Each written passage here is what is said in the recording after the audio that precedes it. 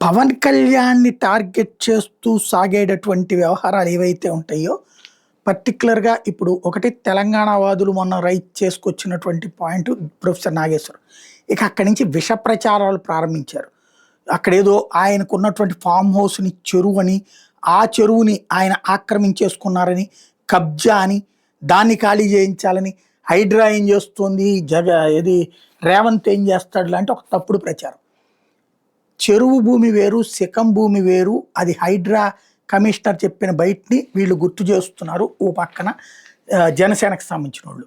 అది 18 ఏళ్ల నుంచి ఆయన చేతుల్లో ఉంటే, చక్కగా ఓ పక్కన పంటలు పండించుకుంటూ ఆయన అక్కడే జీవిస్తుంటే, దానికి సంబంధించి ఫామ్ హౌస్ ఇప్పుడు అక్రమము, ఆక్రమణ లాంటి పనికిమాలిన వార్తలు రాసినోడికి బుర్ర లేదు.